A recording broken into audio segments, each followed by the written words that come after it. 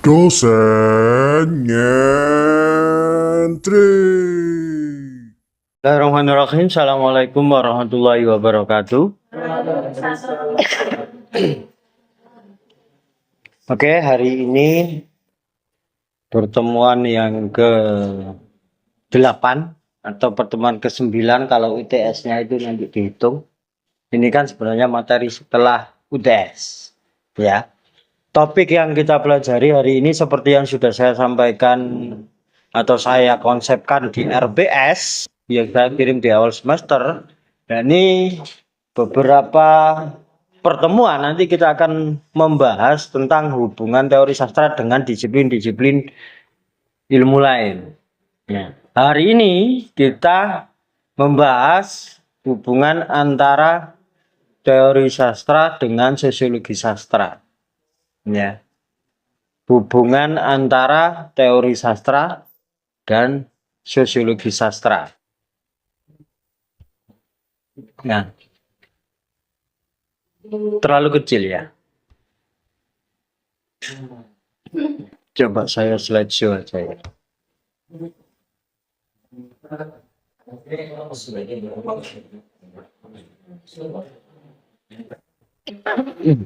Ya, jadi kayak gini ya. Saya sudah memberi penjelasan di awal. Ya. Posisinya teori sastra, sejarah sastra, dan kritik sastra. Ya, jadi kayak gitu ya. Jadi teori sastra itu nanti untuk membahas sejarah sastra, di mana sejarah sastra itu isinya ada tokoh dan karya. Ya. Ketika dua itu disambungkan, ya, maka kegiatan itu namanya kritik sastra. Ya.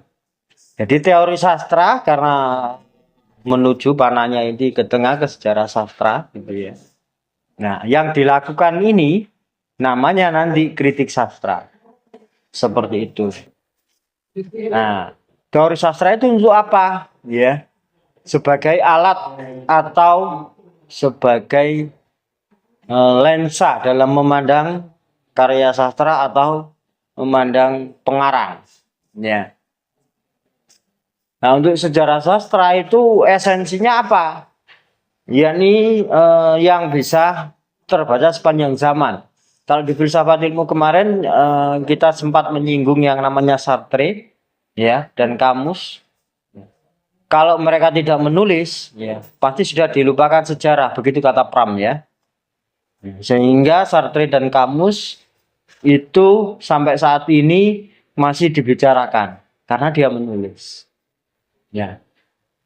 Terus kalau ditarik ke sosiologi sastra, posisinya di mana sosiologi sastra di antara ketiga konsep besar ini? Ya, yakni ada di bawahnya teori sastra. Ya, sosiologi sastra itu nanti merupakan salah satu yang bisa disebut sebagai teori sastra. Ya. Sosiologi sastra itu apa? Ya, teori yang nanti menghubungkan teks dengan masyarakat atau menghubungkan teks dengan sosial. Tuh, disiplinnya sosiologi sastra. Jadi nanti hubungannya antara karya sastra dengan masyarakat itu apa? Lah itu mau mengkajinya di sini.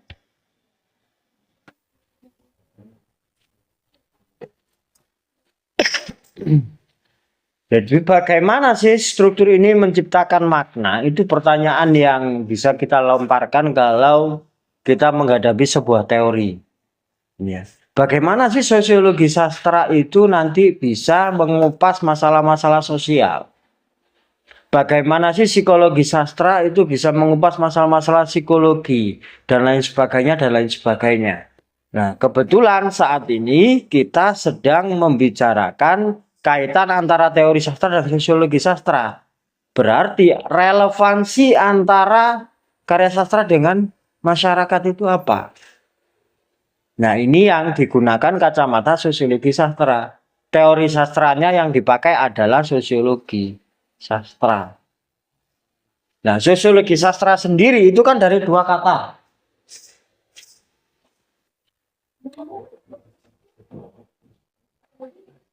Ini ya kan? Ada dua disiplin ilmu. Yang pertama itu disiplin ilmu sosial, yang kedua itu disiplin ilmu sastra. Nah, ketika digabung jadilah yang namanya sosiologi sastra. Ya. Disiplin ilmu sastra yang membahas masalah sosial itu sosiologi sastra. Tentunya seperti itu, ya. Nah, terus posisinya sosiologi sastra itu bagaimana? Ya, posisinya untuk fokusnya itu hubungan antara fenomena dalam sastra. Kalau kemarin kita di filsafat ilmu kita membahas yang namanya fenomenologi, ya, aliran filsafat fenomenologi. Nah, ini kita disebut sebagai fenomena sastra. Apa saja fenomena sastra itu? Ada karya, pengarang, dan pembaca. Ada 3. Ya. Kenapa karya, pengarang, dan pembaca ini disebut fenomena, disebut sebuah peristiwa? Ya. Karya itu sudah memuat sebuah peristiwa. Apapun jenisnya, baik puisi, prosa, ataupun drama. Ya. Nah, pengarang kenapa disebut peristiwa ya? Karena dia yang merekam fenomena sosial untuk dimasukkan ke karya sastra. Nah, terus hubungannya dengan pembaca apa? Fenomena itu. Ya karena pembaca yang mengapresiasi fenomena itu. Jadi konsepnya nanti akan membentuk seperti ini. Di sini ada karya, sini ada pengarang dan pembaca. Jadi membentuk satu kesatuan dan saling keterkaitan. Jadi misalnya Baby itu menulis, ya. Nah, Baby menulis, berarti posisinya Baby kan di sini, pengarang. Nah, sedangkan dalam disiplin kesusastraan itu harus terbentuk 3. Dia dikatakan penulis kalau dia punya karya, tapi kalau nggak punya karya nggak bisa dikatakan penulis. Dan juga dia belum sah kalau karyanya belum ada yang baca. Jadi harus 3 ini harus dibentuk. Ya. Mau menyebut dirinya penulis tapi tulisannya nggak ada yang baca, ya belum sah disebut penulis. Siapa yang menyebut penulis? Dirinya sendiri. Saya penulis. Nggak bisa. Harus ada 3-nya ini. Jadi seorang penulis harus menghasilkan karya. Nah, karya harus menemukan pembacanya. Pak, karya saya jelek. Nggak ada yang baca. Pasti ada suatu ketika dia akan menemukan pembacanya. Yang penting apa? Yang penting dipublikasikan. Publikasi itu macamnya itu kan bermacam-macam dari yang paling sederhana. Yang paling sederhana adalah diberikan kepada orang yang dia kenal atau orang yang tidak dia kenal. Itu publikasi sih. Publikasi yang paling sederhana. Jadi kalau Baby menulis puisi, nah besok diberikan kita, nah ini sudah publikasi, ya, ya kan? Nah itu sudah terbentuk yang namanya. Nah ini akan menyebut dia sebagai pengarang kalau itunya bagus. Tapi kalau belum bagus, ya cuma diapresiasi saja. Tapi kalau sudah bagus lah, ini nanti ya akan berbicara kepada orang-orang yang dia temui yang kebetulan minatnya mungkin sama, ya, pembacanya. Jadi Mbak Vita nanti akan ketemu dengan orang misalnya yang suka dengan menulis. Temanku itu loh, ada juga yang suka menulis. Kebetulan kemana aku dikirimi karya, coba dulu. Ketemu membaca lagi. Ya kan. Jadi pembaca akan mempertemukan membaca. Seperti itu. Nah, di sini posisi pembaca ini ya yang pertama itu hanya sebagai apresiator. Nah, ketika naik lagi maka di sini nanti akan menjadi kritikus. Kritikus itu berarti yang akan menerapkan teori. Ya. Jadi levelnya ini akan naik ketika dia menambah referensi, menambah keilmuan, menambah bacaan, menambah teori-teori, dan dia menulis, dia akan menjadi kritikus. Apakah dia akan masuk pengarang? Ini beda. Pengarang ini lebih ke karya sastra. Sebutannya makanya bukan pengarang tapi kritikus. Orang yang akan melahirkan kritik sastra. Dia tidak bisa disebut pengarang, tapi penulis. Nah, kalau pengarang itu pasti mengarahnya kepada karya kreatif. Misalnya, menulis buku motivasi. Itu akan lebih tepat ketika kita menyebut sebagai penulis, bukan pengarang. Kiat-kiat melawan malas, itu judul bukunya misalnya. Jadi kita tepatnya harus menyebut dia sebagai penulis, bukan pengarang. Tapi kalau misalnya kumpulan puisi menyambut matahari, karya siapa? Gitu. Nah, kita menyebut penulis itu sebagai pengarang. Tapi kalau di dalam karya sastra nanti akan ada sub-sub lagi. Yang namanya puisi, dia akan disebut sebagai penyair. Kalau nulis cerpen disebut cerpenis. Ya. Kalau nulis novel disebut novelis. Ya, itu kalau semakin spesifik. Nah, pengarang ini secara general, orang yang nulis karya sastra. Ya. Seperti itu.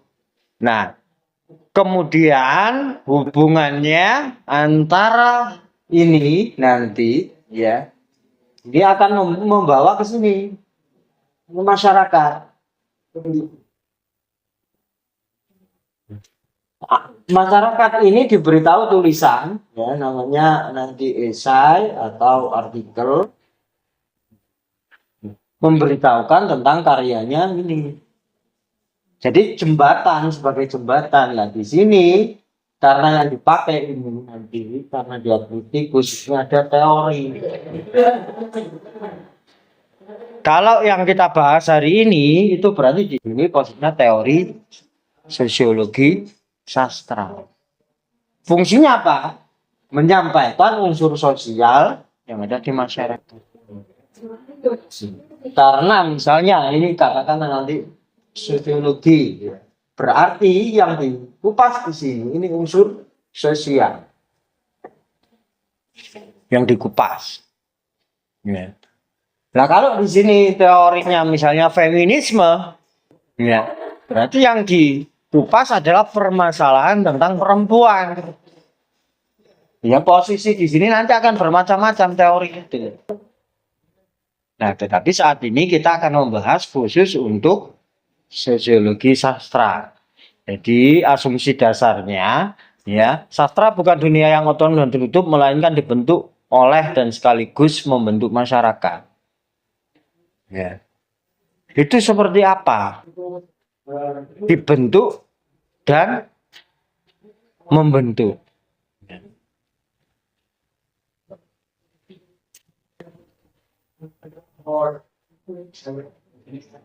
Pengarang melihat fenomena di masyarakat, akhirnya nanti dibentuk dalam karya sastra.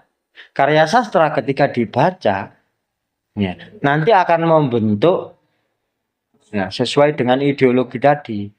Misalnya pengarangnya itu menyampaikan religius, ya, maka akan tertransfer yang namanya kesadaran religius melalui karya sastra. Ideologi pengarang, pandangan dunia pengarang. Ya, itu di dalam sosiologi nanti masuk pendekatan sosiologi pengarang. Ya. Jadi dalam sosiologi sastra, ya katakan di sini sosiologi sastra ya. Ini mau habis ini. Ini ada pendekatan karya, kemudian pendekatan pengarang, dan ada lagi pendekatan pembaca. Yang ini tadi. Ini segitiga yang mewajibkan dalam karya sastra. Ketika masuk ke sosiologi sastra, ini nanti ada pendekatan. Ya teori lagi di sini banyak. Teori berbasis karya, teori pendekatan berbasis pengarang, ya berbasis pembaca. Nah itu macam-macam nanti teorinya. Nah semakin rigid lah. Di sini nanti akan muncul lagi terus seperti itu karena teori akan melahirkan teori, teori akan melahirkan teori. Jadi semakin spesifik di sini. Ya. Seperti itu.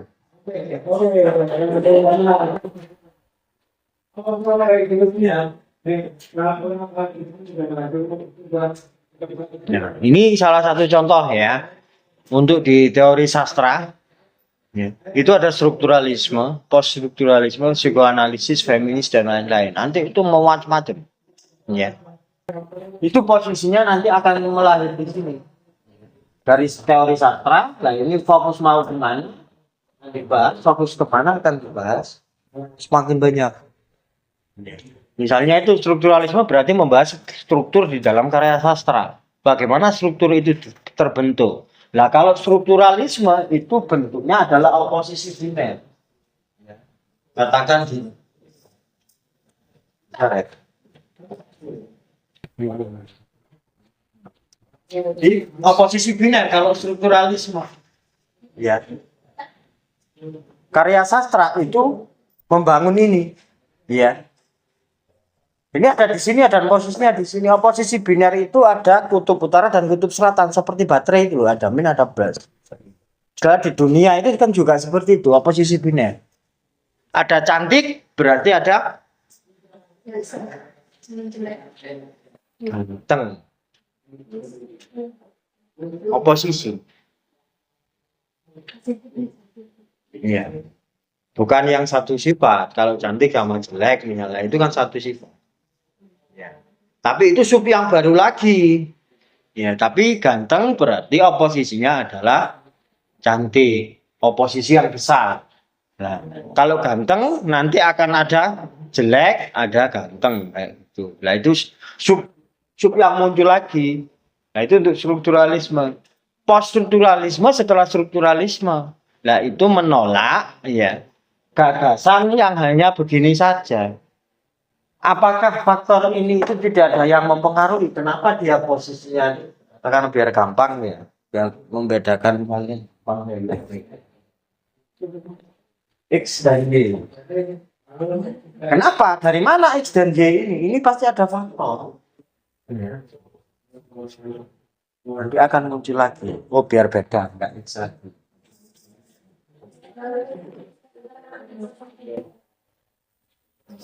Misalnya. Ya, seperti itu.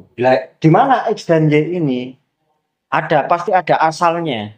Itu kalau poststrukturalisme. Nah, pastilah itu dia menolak.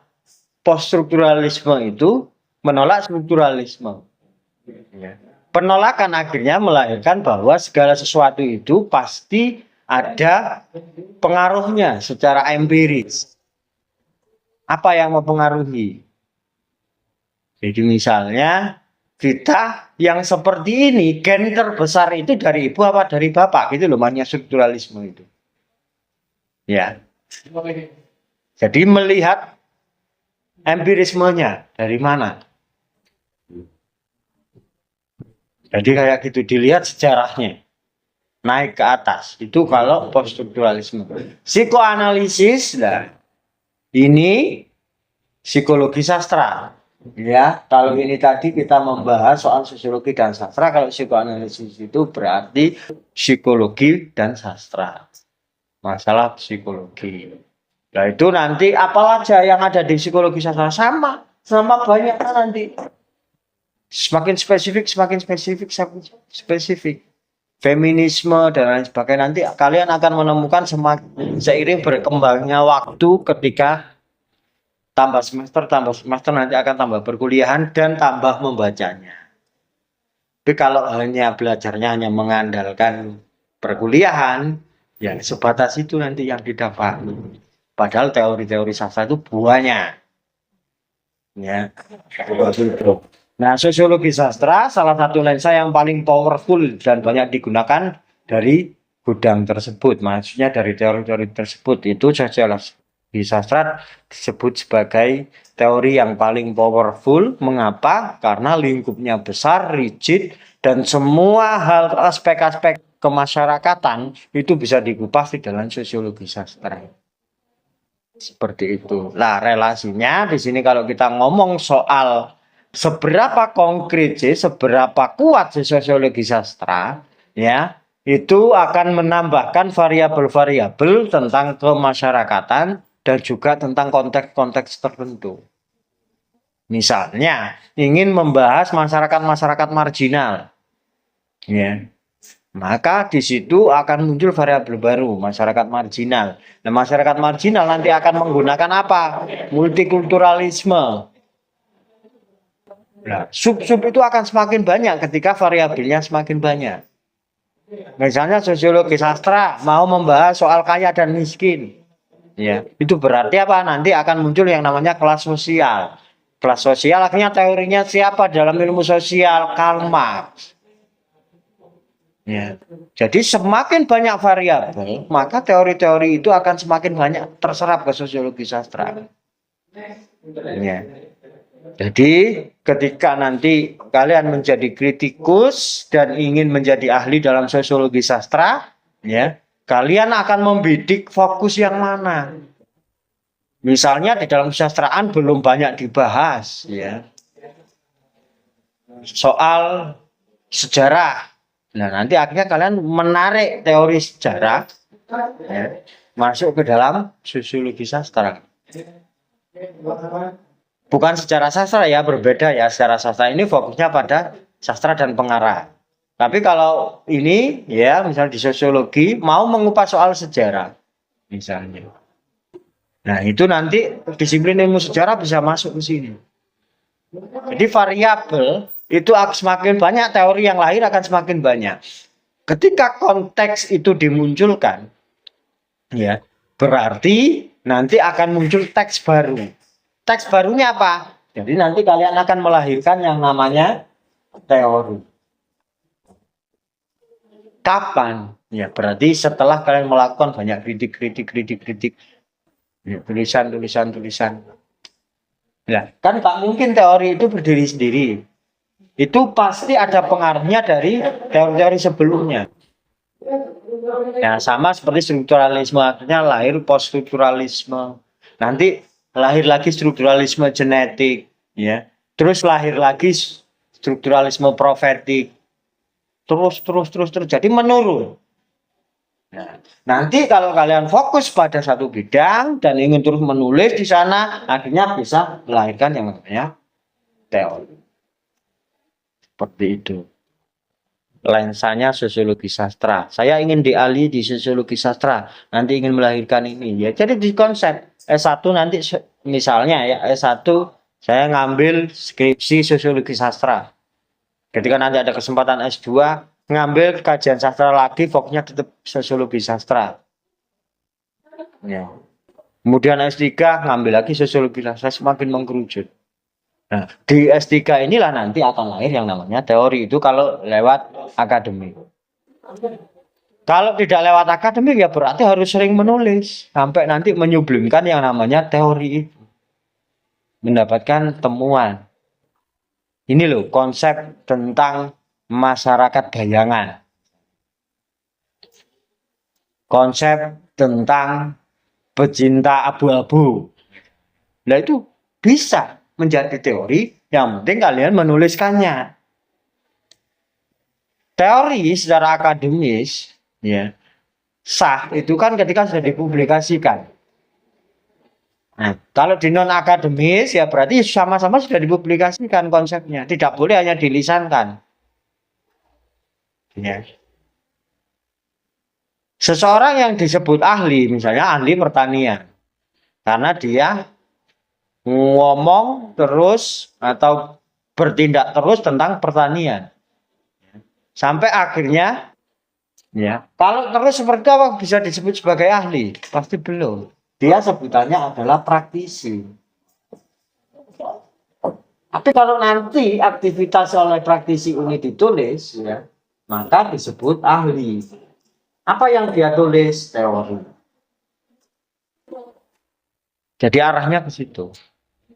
Jadi kalau ngomong saja, berapa kali menjadi pemateri, menjadi apa, pokoknya semua dilisankan. Ya. Dan itu ditiru banyak orang, dia belum bisa disebut ahli. Sebutannya dia dipraktisi. Tapi kalau praktisi ini yang dilakukan, yang diomongkan, ditulis, ya dia baru disebut sebagai ahli. Apa? Karena apa? Ya, karena dia sudah menuliskan teorinya tadi. Nah, seperti itu basicnya. Nah, konsep pemikiran dalam sosiologi sastra itu ada yang masuk dan ada yang keluar. Ya, ada yang masuk itu eksternal dan yang keluar itu internal. Nah, sehingga di sini nanti akan melahirkan yang namanya sosiologi sastra modern. Kalau di ini nggak bisa terlalu kecil ini. Terbaca enggak? Terlalu kecil. Sebentar. Cara membesarkan kalau di bisa enggak ya? Oke. Oh ya. Seharusnya saya slideshow ya. Per partisi. Nah, sini dulu ya, tahapan awal dulu yang eksternal. Kita fokus di sini. Konteks di luar teks ya. Untuk eksternal, itu biografi pengarang, kondisi sosial historis, karya sastra dilihat sebagai cermin atau dokumen masyarakat. Ya. Contohnya kritik sastra aliran realisme sosialis. Nah, itu nanti ada kritik sastra yang alirannya realisme sosialis.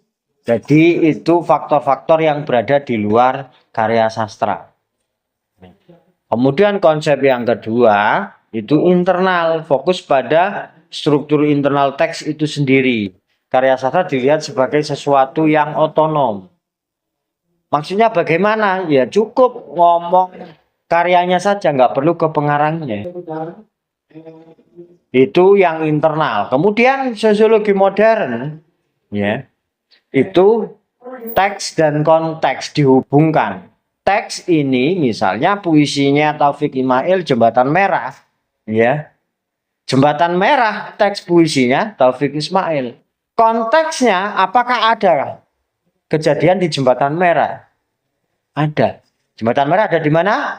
Di Surabaya. Ada kejadian apa di Jembatan Merah? Perang. Ya, perang yang salah satunya menewaskan Brigadir Malabi. Ya, itu teks dan konteks. Akhirnya melahirkan yang namanya sosiologi modern itu. Ya. Bagaimana teks itu dipengaruhi oleh konteks. Sehingga di sini kalau seseorang hanya membaca karya sastra akan dapat karya sastranya saja. Tapi kalau orang ini seperti yang saya singgung kemarin itu ya, membaca sejarahnya juga lah, dia akan menjadi semakin luas membaca atau memaknai karya sastra. Seperti itu. Nah, kalau dia membaca teori sastra juga, kemudian membaca konteks juga dan membaca karya, dia akhirnya lahir seperti di sini. Ada tingkatan-tingkatannya. Ya, jadi ada tahapan-tahapannya. Kalau sekarang kalian ya setelah membaca tahapannya sebagai penikmat saja, apresiator. Nanti dinaikkan. Nah, itu akan naik sendiri kalau terus kalian lakukan. Kalian semester 5 itu sudah naik. Pak, apakah mesti naik? Ya karena kalian di akademik dipaksa naik. Kalau kalian nggak mau naik ya dipaksa naik. Karena apa? Karena ada sistem. Melalui apa? Melalui mata kuliah. Dari mata kuliah nanti ada apa? Ada tugas. Akhirnya misalnya nggak mau membaca, nggak mau menulis ya dipaksa menulis karena tugas. Ya akhirnya naik level kan. Nah tapi bedanya orang yang naiknya levelnya itu secara natural sama orang naik level karena dipaksa tetap akan berbeda hasilnya. Ya, bisa dibayangkan ya pada titik ini. Jadi kalau ingin benar-benar naik level, ya kalian harus menambah pengetahuan, mencicil menulis, membaca teori-teori dan berusaha untuk menerapkan. Tidak hanya saat kuliah. Sehingga nanti akan menjadi organik. Sesuatu yang organik itu pasti baik. Itu semuanya. Kalau kapan hari itu saya contohkan dapat dapat uang dengan cepat, maka habisnya cepat. Tapi kalau mengumpulkan uang banyak itu secara organik, tinggal 10.000, 10.000, 10.000, 10.000. Ya. Ketika mau dihabiskan secara langsung itu mikir-mikir. Aku lu nabung sudah 4 tahun. Pasti nanti ketika dihabiskan, ya, cara menghabiskannya itu benar-benar dipikir. Dengan sesuatu apa sih yang bermanfaat nanti akan mau saya beli apa. Beda nek tiba-tiba nanti di akhir lebaran kan dapat angpau, itu langsung beli. Nah, itu karena nggak ngoyo, ya, nggak organik. Itu diberi, baru nanti ternyata setelah liburan lebaran dihitung-hitung duitnya, wah ada 2 juta. Belikan apa ya? Langsung beli HP baru. Itu cepat, sirkulasinya cepat. Tapi kalau yang organik, nah itu nanti mikir-mikir.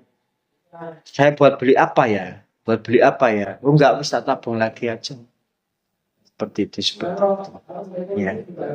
Nah, kalau di dalam financial planner cara menabung sekarang itu kan semakin enak ya untuk investasi generasi sekarang karena semua serba mudah. Nah, kalau dulu yang namanya investasi pasti baru bisa diambil oleh orang-orang kaya. Tapi sekarang kalian ya yang masih kuliah itu sudah bisa investasi. Ya. Banyak jasa-jasa apa istilahnya? Saya kok tiba-tiba lupa. Ya banyak lah ya. Nah itu salah satunya nanti ada sebuah perusahaan yang menjalankan program investasi. Itu bisa di-download sekarang itu sudah bisa di-download di App Store dan Play Store. Nah sehingga ketika sudah ada aplikasi maka semua orang bisa investasi, nggak hanya orang kaya. Nah karena ada ini bank mengikuti ya. Investasi yang paling sederhana yang dekat dengan masyarakat adalah bank. Ya. Kalau dulu minimal mau deposito, tahu deposito ya? Ya, di bank itu dulu minimal 12 juta. Lah menunggu uang 12 juta itu berarti kan harus punya uang dulu. Makanya investasi itu kalangan orang menengah ke atas. Orang menengah ke bawah nggak bisa investasi. Bank merasa terancam karena ada perusahaan-perusahaan sekuritas. Oh iya baru muncul ini, sekuritas. Perusahaan-perusahaan sekuritas yang buat aplikasi yang bisa investasi hanya 10.000. Akhirnya dari 12 juta, deposito itu sekarang turun menjadi 2,5 juta. Sudah ada. Di mana? Di Bank Jatim. Bank Jatim deposito sekarang minimal 2,5 juta. Itu sudah bisa deposito. Nah, ini bisa naik level lagi, bisa naik level lagi seperti itu. Sehingga sekarang kenapa saya sebut mahasiswa bisa investasi.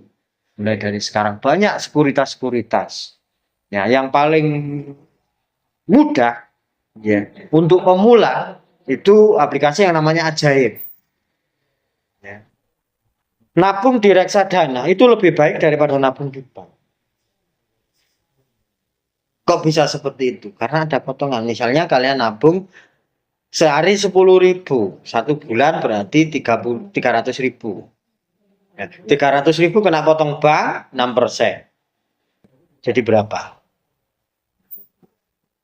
Jadi terpotong 6%, dipotong 5.000. Ya, terpotong 5.000. Bener ya? 300.000 6%-nya? Gitu ya, 6.000 ya. Potong 6.000. Itu kalau tidak pakai ATM. Nanti kalau pakai ATM ya dipotong lagi 10.000. Ternyata tabungan itu kadang-kadang juga dibuat transaksi, dipotong lagi 6.000. Rugi kalau nabungnya kecil. Ya. Terus kalau nabungnya banyak, yang diuntungkan juga bank lagi. Nah, jadi seperti itu. Maka menabung yang terbaik ya berarti masuk ke instrumen investasi. Investasi pertama ya itu bisa masuk di reksadana, itu masih menguntungkan. Pak nanti tengok saja, ini enggak ada Pak, anak jurusan ekonomi enggak disebutkan sebagai ilmu-ilmu financial planner nih. Misalnya kalian penasaran ingin membuktikan omongan saya, download aja yang namanya aplikasi Ajaib, gambarnya kayak tikunnya Aladin ini.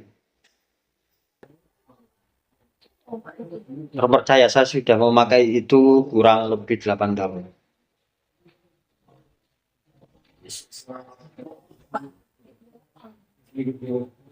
Misalnya kamu sekarang memasukkan sekarang, butuh 1 minggu lagi itu sudah ditarik juga bisa.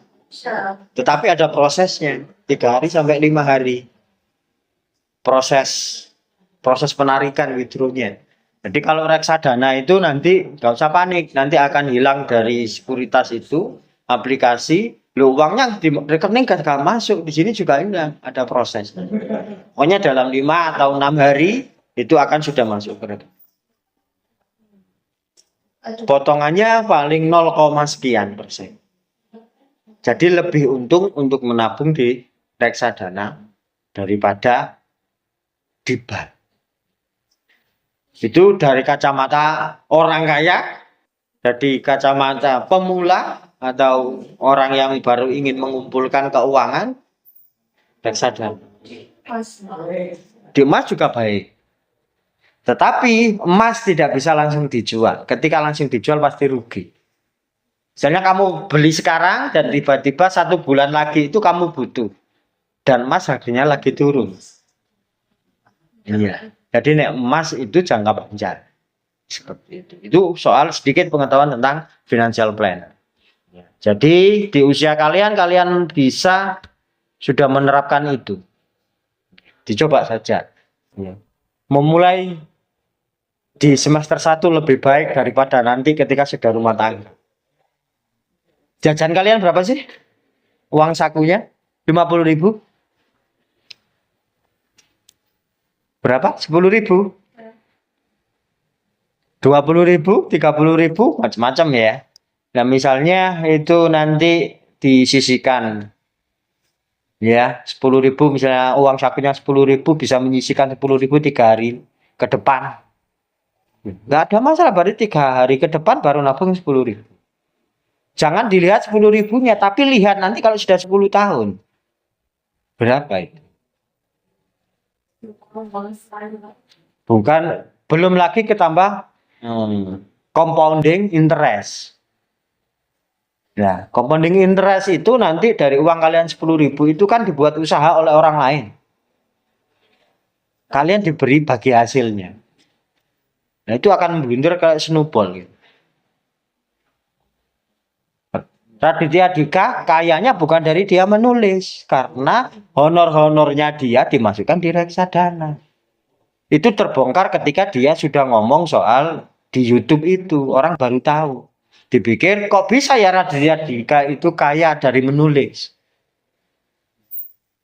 Orang-orang bertanya-tanya. Dan ternyata honornya si Kambing Jantan, novelnya pertama dulu itu, ya, sebagian 50% dikasihkan ibunya, 50% itu dibuat dirinya, 10% dipakai keseharian, 40% dimasukkan dia di reksadana. Terus karya honor terus begitu dia. Ya, sampai akhirnya di usia 36 kemarin dia, ya berarti 4 atau 5 tahun yang lalu dia sudah layak pensiun. Maksudnya apa? Dengan kehidupannya Raditya Dika mungkin pengeluaran dia sebulan 100 juta atau 200 juta, itu dia sudah pensiun. Gak kerja itu sudah hidup. Sejak dia usia 24 tahun nabung itu di reksadana. Di usianya dia, jadi karya 18 tahun ya, di usia 36 itu sudah pensiun. Sudah bisa pensiun, tapi dia tetap bekerja karena masih muda, masih kuat kan. Nah, berarti nanti kapitalnya atau kekayaannya ya terus menggulung. Seperti itu. Jadi sekarang adanya sekuritas-sekuritas itu bisa membuat semua orang bisa menuju keamanan finansial. Tapi yang pertama sebelum investasi yang perlu dilakukan adalah dana darurat. Tahu istilah dana darurat? Dana darurat itu 3 kali pengeluaran bulanan. Kalau sudah rumah tangga itu berarti 5 kali pengeluaran bulanan. Itu harus ada. Jadi misalnya kalian sebulan itu habis 700, berarti kalian harus punya yang namanya dana darurat, ya, itu 2.100.000. Seperti itu. Nah, kalau Mbak Vita Ya, pengeluaran sekeluarga itu dihitung-hitung ya 5 juta. Ya berarti 5 kali 5 25 juta. Itu harus punya. Dimasukkan di tabungan tanpa ATM sehingga nggak tertarik. Nanti kalau butuh langsung diambil. Tapi dana darurat hanya untuk kondisi-kondisi darurat. Jadi ada masalah atau musibah apapun, gak bingung. Karena sudah disiapkan dana darurat. Nah setelah dana darurat, baru dana kesehatan.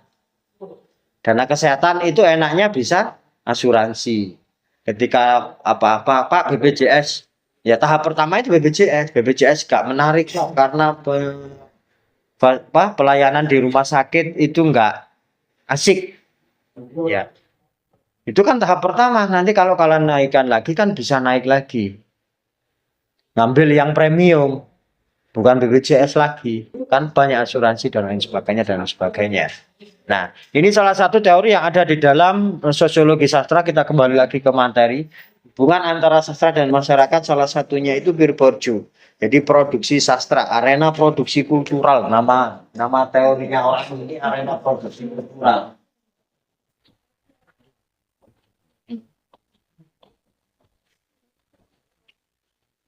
Kita urusan produksi, arena produksi kultural. Ya. Ini untuk mengupas apa? Mengupas produksi di dalam sastra. Bagaimana sih seorang pengarang itu meniti karir dari di bidang kepengarangannya itu bisa dikupas dari sini, dari teori ini. Caranya seseorang itu gimana? Ya. Enggak nanti diwawancarai. Ya. Di konsepnya borju ya ada field ya atau arena atau di situ disebut lapangan ya. Jadi konsepnya field borju mana ya ya.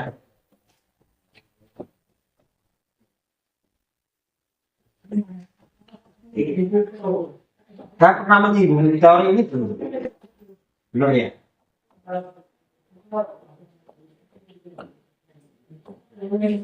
Arena habitus dan modal ketika diterjemahkan ke dalam bahasa Indonesia ini. Kalau cara gampangnya, ya ada arena atau lapangan, ya. Arenanya kalau pengarang itu di mana? Ya berarti orang-orang yang suka dengan kesusastraan. Orang-orang yang membaca karya sastra, orang-orang yang mengapresiasi karya sastra. Itu adalah arenanya, lapangannya bermainnya pengarang. Jadi kemarin tugas kalian itu clipping itu berkenalan dengan yang namanya lapangan kesusastraan. Dari sastra di media massa. Ya, koran, majalah. Nah, itu kalian berkenalan. Mengupas lapangan. Apakah nanti setelah itu lapangannya hanya di sana bisa berkembang? Ya, bisa ke perpustakaan, bisa ke sekolah, bisa ke kampus. Itu bagaimana bentuknya? Pengarangnya diundang. Ada acara bedah buku, ada acara talk show, ada acara apa? Nah, lapangannya semakin berkembang. Nah, lapangan ya atau arena ini kalau di olahraga itu kan berarti tempat bermain, tempat bertanding. Ya. Kalau bertanding itu berarti kan menghasilkan juara. Ya. Kalau juara ya biasanya pasti ada hadiah. Begitu juga di sastra. Kalau sudah menguasai di arena itu berarti akan mendapatkan hadiah. Jadi harus disebut sebagai hadiah. Karena kalau menyebut itu nanti pendapatan, ya, nanti konsepnya harus semakin giat. Makanya rata-rata kalau di Indonesia pengarang itu berdiri di dua kaki. Ada yang benar-benar di kaki sastra, dan seni untuk seni. Nah ini kaki profesi. Nah, kadang ada pengarang yang bisa berdiri di dua kaki. Kadang pengarang memilih di sini saja. Tapi yang di sini saja ini perjuangannya begitu berat. Ya, karena apa? Karena Indonesia masih belum bisa mengapresiasi sastra. Bahkan ketika diluaskan lagi belum bisa mengapresiasi yang namanya seni. Ya. Sehingga untuk berdiri di situ perjuangannya sangat berat. Harus benar-benar energik. Ya. Pernah ya pada momentum 2011 ya, 2011 berarti 2009, 2010 ya, sejak 2009 akhir hingga 2011 ada orang yang akhirnya bisa memanen di sana, berdiri di satu kaki di sastra ya. Karena itu fenomena belum pernah ada sejak lahirnya sastra Indonesia ya. Akhirnya pasti nanti akan ada yang namanya kecemburuan sosial. Ya, akhirnya kecekluknya sastrawan itu di 2011. Ya, kecekluknya apa? Karena dianggap plagiarisme oleh sastrawan-sastrawan. Nah, sastrawan-sastrawan ini kalau oleh praktisi disebut praktisi, tetapi oleh ahli itu bukan disebut sebagai plagiasi. Yang dilakukan pengarang itu oleh para ahli, akademisi, dosen-dosen gitu ya, disebut sebagai aliran postmodernisme. Nah, artinya dia bisa bangkit, ya, dia bisa berkarir lagi hingga sekarang. Kebetulan dia orang Mojokerto, dan kebetulan kami berproses bareng. Namanya Dadang Ari Murtono. Dan saat ini tinggalnya dia di IKN mana. Full dia dari kesusastraan. Seperti itu. Karena dulu saya itu dulu tuh suka mengajar, ya. Saya suka mengajar, dia memilih media, saya memilih mengajar. Sehingga saya bisa ada di sini karena saya suka mengajar. Tetapi saat itu ketika sama-sama berjuang, dia fokus ke media massa dan saya fokus membangun yang namanya komunitas atau sanggar. Saya ingin mengajari orang menulis. Mengajar. Jadi saya suka mengajar. Nah, akhirnya saya tahu guru-guru itu saya ditarik ke sekolah. Akhirnya dosen-dosen di sini tahu saya ditarik ke sini. Jadi bergulir begitu. Karena apa? Karena saya menulis. Seperti itulah. Teman saya, Dadang Ari Murtono ini, ya, itu memilih di media. Dulu lucu ya. Ayo balapan siapa yang tembus media nasional terlebih dahulu. Ya dia karena fokus ya. Saat 1 bulan lebih awal. 1 bulan setelahnya saya baru tembus media nasional. Jadi kayak gitu. Tapi pada titik tertentu dulu itu seseorang mungkin yang namanya sastrawan dimuat di koran itu mungkin sebulan sekali. Ya. Nah, si Dadang Ari Murtono itu ya, dia bisa dalam 1 minggu itu 4-5 karya dimuat di koran. Ya, sastrawan dari dulu itu paling sebulan sekali.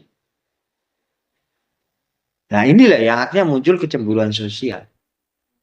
Orang-orang Jakarta yang ada di pusat, koran-koran nasional rata-rata pusatnya kan di Jakarta.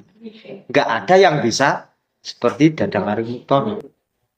Tapi Dadang bisa. Nah, itu akhirnya ada kesempatan ya saat itu di Kompas dan saya sempat juga menulisnya menjadi artikel ilmiah. Kalau kalian menelusuri rekam jejaknya pasti nanti ketemu. Saya tulis di jurnal itu. Dulu dia sempat ingin bunuh diri. Karena kasus tudingan plagiarisme. Karena kan dia sudah mengabdikan dirinya di sana, fokus di sana, dia nggak bisa pekerjaan yang lain-lain selain sastra, selain menulis. Sehingga kan ketika itu diserang, ya hancur, ya motivasi untuk hidup itu juga hancur. Bahkan saya dulu itu nggak boleh menemui dia. Akhirnya yang boleh menemui dia membuat dia bangkit itu dulu satu kawan kami perupa, ya, diri yang memberi dia motivasi itu. Akhirnya dia bisa bangkit. Ya, katanya teman saya yang perupa itu bilang gini, dia mau menyontohkan dirinya sendiri, ya. aku sebagai perupa, walaupun aku gak melukis, aku masih bisa hidup. Bisa membuat figura, bisa menyablon, bisa buat undangan. Karena itu kan masih dekat ya dengan seni rupa. Gak hanya melukis. Aku bisa ngecat, aku bisa mural dan lain sebagainya. Tapi awakmu, kamu cuma nulis. Nah, kamu nek gak nulis terus urip tekan ndi? Nah, di situ akhirnya pelan akhirnya dia bangkit lagi dan gak jadi bunuh diri. Dia orang Pacet aslinya. Ya, jadi seperti itu. Itu cerita kayak ini. Jadi Medan itu yang namanya lapangan atau arena itu penuh pertempuran. Jadi harus direbut. Kalau versinya Borju itu harus direbut, harus diperjuangkan. Ya. Karena Dadang itu sudah merebut wilayah itu, ya. Orang lain juga ngiri. Ya ingin merebut juga. Tapi produktivitas mereka itu tidak sebanter Dadang. Jadi Dadang menulis satu cerpen 1 jam bisa selesai. Produktif sekali. Hingga dia memilih untuk fokus. Bahkan dulu dia melamar saat itu ya, taruhannya gini. Dia sudah membuat surat lamaran ke bank. Ya, Bank BNI kalau dulu saya tidak salah. Dan dipanggil. Ya. Dan dia itu gini. Panggilannya itu kan misalnya dalam minggu ini ya. Ya. Dia sudah dipanggil kerja. Dia tidak berangkat. Pikirannya dia itu gini. Kalau minggu tulisan saya nggak ada yang dimuat, maka saya akan membuat lamaran pekerjaan lagi. Ini sudah diabaikan. Ya. Dan ternyata apa? Hari Minggu karyanya dimuat. Yang taruhan sama saya itu di media nasional, dia tembus. Akhirnya apa? Ya berarti dia memutuskan untuk fokus di menulis. Tapi seandainya di minggu itu karyanya nggak dimuat, dia mungkin akan kerja di bank. Karena apa? Kuliahnya dia jurusan perkantoran. Bukan jurusan sastra, bukan perkantoran. Jadi kayak gitu. Lah, karena sudah dimuat ya dia memilih fokus seni untuk seni. Jadi dia mengabdikan dirinya untuk kesusastraan. Seperti itu. Nah, itu harus diperjuangkan kalau versinya teorinya Borju ini. Ya. Kemudian kalau sudah mendapatkan wilayah ini, ya, arena, ya, maka apa sih untuk merebut itu kan butuh yang kedua habitus. Ya. Habitus apa? Ya habit lah cara sederhananya. Habitnya seorang penulis apa? Ya harus nulis dan membaca. Nulis, baca, nulis, baca, nulis, baca, diskusi. Nulis, baca, diskusi. Jadi seperti itu. Harus dijadwal. Rutin misalnya. Tapi kalau nanti sudah menjadi habit, nggak perlu dijadwal. Tapi kalau ingin membangun kali pertama ya harus dijadwal. Misalnya pagi saya harus nulis. Ya setiap pagi harus nulis. Untuk membangun habit itu. Tapi nanti kalau sudah terbiasa kapanpun, dimanapun punya ide langsung ditulis jadi. Jadi harus jadi. Seperti itulah. Kalau habit itu terbentuk, arena akan dimiliki. Nah, karena dimiliki nanti otomatis akan dapat ide. Udah. Nah, seperti saya contoh tadi karena sudah mengupas Dadang Arimurtono ya. Satu di media sosial dia bisa termuat media massa nasional ya 5. Satu honor untuk cerpen itu antara 700 hingga 1 juta. Berarti dalam 1 minggu dia sudah dapat, katakanlah kita bulatkan 1 juta ya. Atau 700. 1 juta ya biar gampang hitungannya. Dalam 1 minggu dia sudah dapat 5 juta. 1 minggu belum 1 bulan. Dan nanti kalau dikali 4 dalam 1 bulan, berarti pendapatannya dia 20 juta. Nah, itu yang membuat orang akhirnya ngiri, harus dipertahankan. Ya, ketika ada lengah sedikit, maka langsunglah diserang tahun 2011 itu. Nah, seperti itu. Ini kalau itu sudah dapat, maka modal itu semua akan dapat. Modal kapital, modal ekonomi, modal simbolik, gitu ya. Nah, ini di teorinya Borju. Nanti kalau kalian ingin cocok lah, kalau Baby cocok. Mengapa? Ya karena Baby ingin menjadi seorang pengarang. Jadi kalau meneliti pakai teorinya Borju akan dapat banyak hal dari pengarang, dari proses kreatifnya. Jadi ini Saya termasuk di S2 dulu menerapkan Virgoju ini. Dan akhirnya saya tahu bagaimana sih produktivitas seorang penyair ibu kota Jakarta. Saya penyair Jakarta yang saya kaji dulu.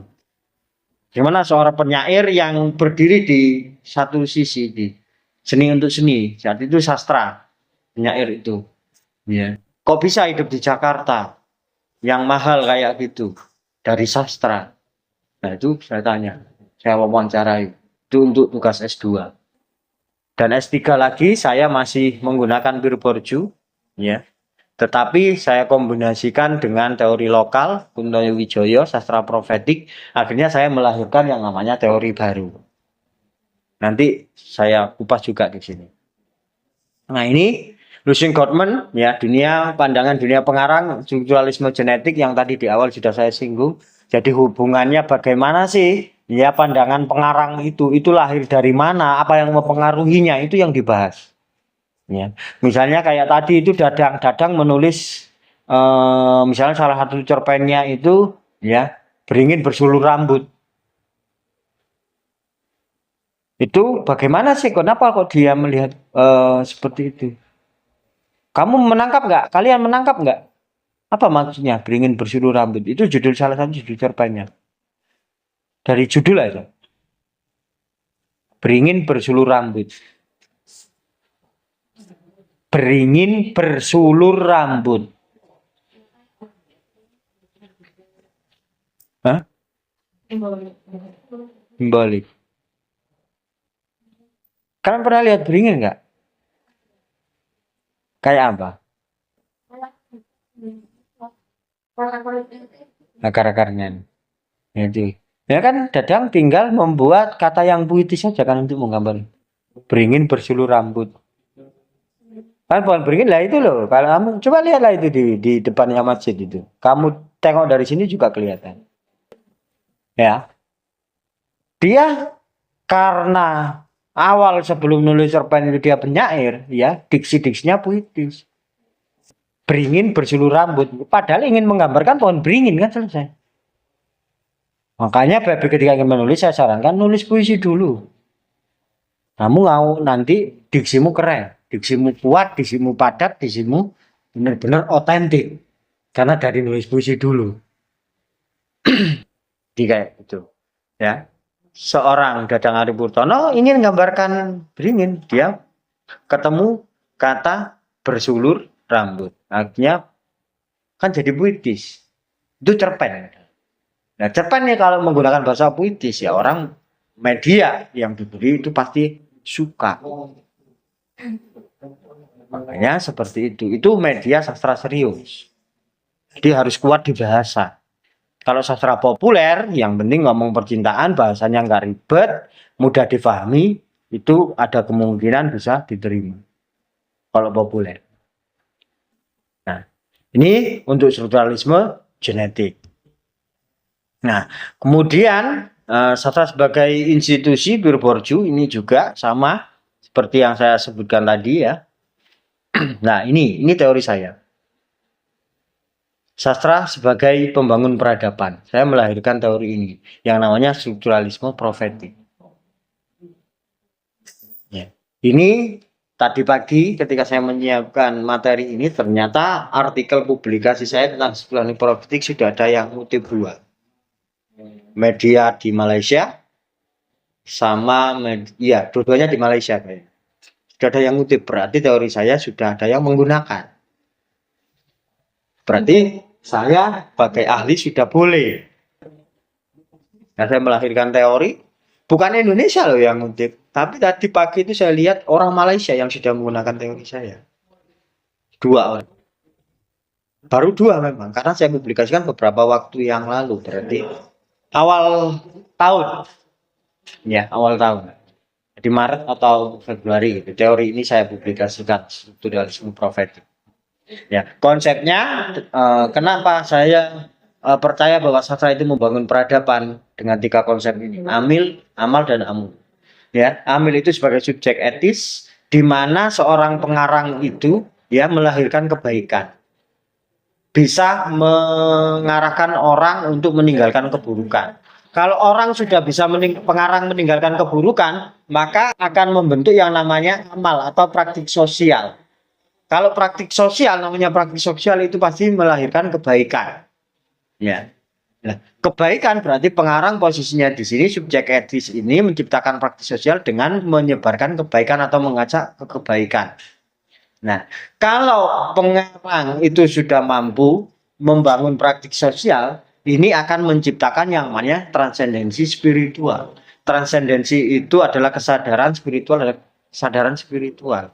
Jadi orang akan imannya akan meningkat. Ini teori saya sehingga saya sebut sebagai sastra sebagai pembangun peradaban. Orang yang banyak membaca sastra nanti akan membangun peradaban baru. Peradaban yang lebih baik. Itu teori saya. Ya. Seperti itu. Kemudian selanjutnya contoh aplikasi ya, ini saya beri contoh dari teori saya ya, tanpa lensa sosiologi sastra hanya membaca tema religius dan spiritualitas secara literer. Maksudnya secara literer itu gimana? Misalnya kalian membaca sebuah karya sastra yang temanya religius secara literer, berarti kalian hanya akan melihat orang misalnya menemukan orang sembahyang, ya, orang berpuasa, itu literer, itu ibadah secara literer, ya, orang sholat, sudah gitu aja. Jadi makna ibadah dimaknai hanya sebatas ritual, sedangkan ibadah itu kan luas. Iya. Kalian belajar datang ke rumah sampai ke sini ini ibadah. Saya dari rumah ke sini ya mengajar itu juga ibadah. Orang berangkat ke sawah ya mencangkul itu ibadah. Tetapi masyarakat kan tidak menyebut petani ke sawah itu ibadah. Ya. Orang masyarakat umum melihat kalian yang berangkat kuliah kan tidak dianggap sebagai ibadah kan, tapi belajar. Ya kan? Nah ini kalau kita membaca karya sastra tanpa lensa sosiologi sastra. Nah kalau dengan lensa sosiologi sastra khususnya teori strukturalisme profetik, maka yang dihasilkan apa? Merepresentasi tokoh agama, tahu representasi penggambaran tokoh agama itu bisa diketahui. Kemudian ideologi itu bisa terbongkar.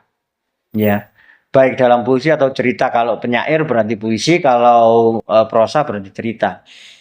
Nah, meneliti posisi pengarang dalam religiusitas. Apakah pengarang itu benar-benar juga menjadi subjek etis atau hanya di dalam karyanya saja? Ini manfaat dari teori saya. Ada 3. Nah, contoh karya Kuadrin Dingin Contong, karyanya Binhat Murohmat. Awalnya transisi itu dari puisi ini. Dulunya ngomong seksualitas, kemudian di puisi ini dia ngomong sejarah dan spiritualitas. Jadi ini contoh aplikasinya. Ya, sekadar contoh saja. Tapi nanti kalau kalian ingin memahami, kalian harus mencoba, mempraktikkan. Nah, ini kan sudah saya coba nanti di UTS. Ya, sudah dicoba di UTS nanti. Kontribusi sosiologi sastra terhadap teori sastra. Nah, ini ada 4 kontribusi: mendorong kontekstualisasi, memperluas objek kajian, ya, mengungkap politik teks, membuat sastra relevan. Ya. Ini saya jelaskan ya. Mendorong kontekstualisasi, ya, menghindari pembacaan yang steril dengan menghubungkan teks dan realitas.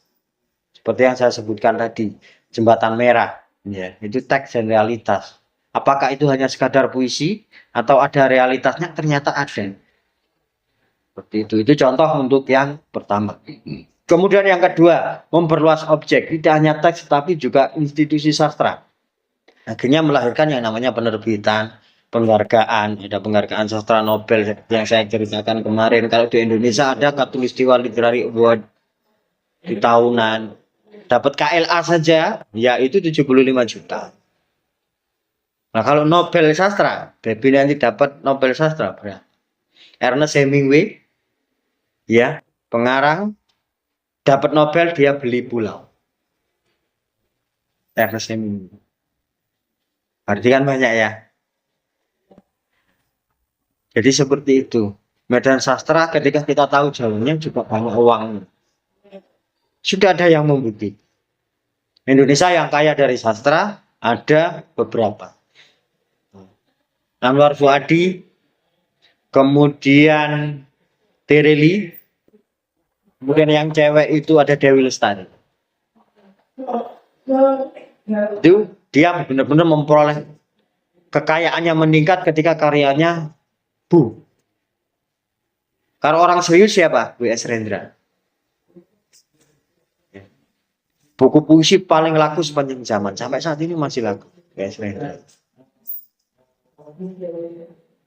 Kemudian politik teks membantu membongkar relasi kuasa, ideologi, dan resistensi dalam sastra. Kasus Dadang Ari Murtono, dia sampai ingin bunuh diri, itu adalah politik teks. Padahal yang Dadang itu kan tidak dimarahi, Dadang nggak ketemu dengan orang-orang pabrik sastra seluruh Indonesia. Tetapi Dadang mau bunuh diri hanya gara-gara teks.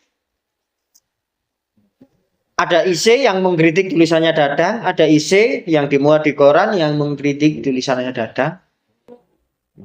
Sampai membahas agama Dadang, sampai membahas tentang keimanan Dadang dari teks. Dia ingin bunuh diri. Itu namanya politik teks. Ya, itu kontribusi sosiologi sastra. Ya, kemudian sastra yang relevan. Jadi yang namanya sastra itu pasti menggambarkan realita sehingga relevan. Seperti itu. Ini manfaat atau kontribusi yang diberikan sosiologi sastra untuk kehidupan. Ringkasan integratif, teori sastra dan sosiologi sastra bukan dua hal yang terpisah tetapi satu kesatuan. Mengapa? Sosiologi sastra bagian dari teori sastra. Tetapi nanti di dalam sosiologi sastra melahirkan teori-teori baru termasuk strukturalisme profetik, teori saya itu. Payung saya di sosiologi sastra. Jadi saya ahli apa? Saya ahli sosiologi. Spesifiknya apa? Strukturalisme profetik. Tapi karena ini masih baru, disertasi saya pun belum saya uji. Tapi jurnal internasional itu sudah terbit dan baru hari ini sudah ngintip. Nanti akan saya buat bukunya. Dan ini akan saya buat ngajar juga. Karena mengajar yang baik adalah hasil dari penelitian. Nah itu, kemudian sosiologi sastra itu implementasi spesifik dari berbagai teori sastra untuk membaca wilayah-wilayah sosial. Jadi seorang sosiologi sastra, ya, ahli sosiologi sastra itu akan cakap membaca peristiwa-peristiwa sosial. Seperti itu. Nah, kemudian menggabungkan keduanya akan membuat orang satu lebih kritis. Ya, bisa mengapresiasi keindahan, bisa melihat persoalan masyarakat. Seperti itu. Saya beberapa kali menguji, apakah benar sih teori ini? Ternyata iseng-iseng yang jadi uji coba itu istri saya. Itu yang sering saya buat uji coba. Jadi maksudnya saya buat uji coba itu gini, melihat fenomena itu, kamu melihat apa itu? Berarti memang nggak peka. Padahal perempuan konon katanya lebih peka ya. Tapi ternyata laki-laki ketika sudah terasah dengan baik lebih peka dari perempuan. Seperti itu. Karena apa? Istri saya lihat, kamu lihat fenomena itu apa? Kalau setelah itu tak kupaskan. Gini loh. Saya nggak sampai ke situ. Kata istri saya. Seru, saya uji coba untuk melihat fenomena kayak gitu. Nah, itu ringkasan reflektif untuk sosiologi sastra hari ini.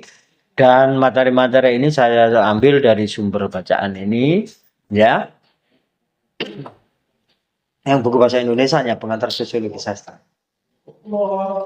Yang lain karena di S3 saya harus adaptasi dengan yang namanya buku-buku berbahasa Inggris. Walaupun saya nggak bisa bahasa Inggris, tapi kan sekarang ada yang namanya AI ya untuk membantu manajemen. Jadi kan kayak gitu. Nah, ini ada yang ditanyakan, silakan.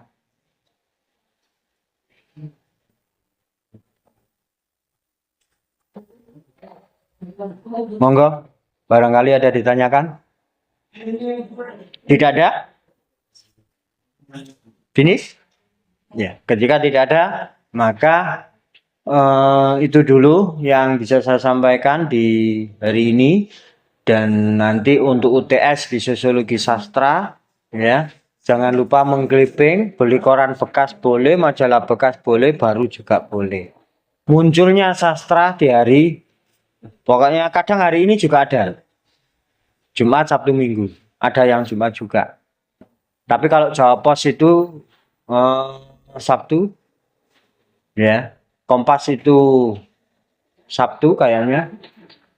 Yang bertahan di muka karena sudah banyak yang hilang, ya, sudah banyak yang hilang. Rubrik sastra di koran itu gara-gara pandemi kemarin banyak yang hilang. Honor kadang sastranya masih ada, honornya yang hilang. Jadi kayak makanya sekarang saya menemukan teman-teman sastrawan itu banyak yang tiba-tiba ada di YouTube, tiba-tiba ada di TikTok, mencari lahan baru. Jadi kayak gitu. Ya, mengikuti perkembangan zaman. Tapi semoga dimudahkan mencari. Oh, sudah dapat ya? Alhamdulillah. Itu apa? Puisi. Caca. Oke. Baik, sudah ada yang ketemu. Oke, cukup sekian dari saya. Saya kira wassalamualaikum warahmatullahi wabarakatuh. Oke, bismillahirrahmanirrahim. Assalamualaikum warahmatullahi wabarakatuh.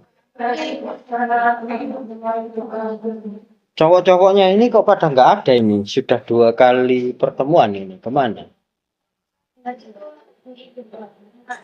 Agak ya. Oh, pengabdian. Yang dua-duanya. Afif kemana? Nggak tahu. Oke, kita berbicara soal pendekatan sosiologi pembaca, pendekatan terakhir, ya, untuk sosiologi karya sastra. Sebenarnya ada satu lagi pendekatan penerbit, tetapi ini jarang sekali. Sekarang mungkin sudah hampir nggak ada yang menerapkan. Kenapa? Karena itu sulit dijangkau. Karena apa? Ke lembaga. Ya, ke lembaga, ke koran. Mereka kan orang-orang yang sibuk. Sedangkan para peneliti, mahasiswa ataupun dosen kadang dikejar yang namanya deadline. Kecuali kalau memang nggak ada deadline, mungkin itu aman-aman saja mengejar lembaga. Nah, itu yang membuat akhirnya beberapa dekade ini nggak ada penelitian tentang sosiologi penerbit. Jadi membahas karya sastra dari sudut pandang penerbitan. Baik itu penerbit buku, koran, majalah, ya, yang penting media yang mempublikasikan karya sastra. Ya. Jadi saya anggap ini sebagai pendekatan yang terakhir karena memang sudah banyak berkurang gitu ya di wilayah itu. Nah, untuk definisi itu apa sih definisi sosiologi pengarang atau sosiologi pembaca? Lebih ada spidol nggak? Biar tak bantu dengan spidol saja visualisasinya. Dulu rek kok wis mendung rek? Ada nggak? Nggak ada. Jadi sosiologi pembaca itu di dalam sosiologi ya itu disebut sebagai resepsi sastra, bukan resepsi pernikahan ya, resepsi sastra. Jadi itu salah satu teori di pendekatan sosiologi pembaca, resepsi sastra. Ya, maksudnya apa? Ya, ini yang dikaji adalah pembaca. Salah satu contoh simpel misalnya, saya sedang meneliti, ya, katakanlah kelas ini tentang bacaan-bacaan yang disukai anak usia atau mahasiswa semester 5. Saya memberikan beberapa novel gitu ya yang jumlahnya mungkin 2 kali lipat dari kelas ini. Satu itu sastra serius, satu sama sastra populer. Satu anak saya beri sastra serius sama sastra populer. Itu kemudian saya wawancarai. Akhirnya di situ kan muncul ya yang namanya suka yang ini atau suka yang ini. Nah, Apa yang saya lakukan? Nanti saya akan bertanya dan lain sebagainya. Itu menggunakan pendekatan resepsi sastra atau pendekatan sosiologi pembaca. Jadi orang yang sudah membaca karya sastra. Sedangkan yang saya teliti tadi sastra serius versus sastra populer di mata mahasiswa bahasa Indonesia semester 5 Universitas Islam Majapahit misalnya gitu. Nah, itu apa yang saya lakukan berarti menggunakan pendekatan sosiologi pembaca. Ya. Gampang ya memahaminya ya secara definitif ya. Karena gini loh ya. Sesuatu yang berbasis lapangan itu gampang. Tapi sesuatu yang berbasis teks itu pasti sulit. Sederhananya gitu. Ya. Kalian merasa kuliah yang paling gampang nanti ketika kalian KKN atau PPL. Ya. Kuliah gampang loh ya. Karena berbasis lapangan. Bahkan sesulit apapun kalian seneng. Karena berbasis lapangan.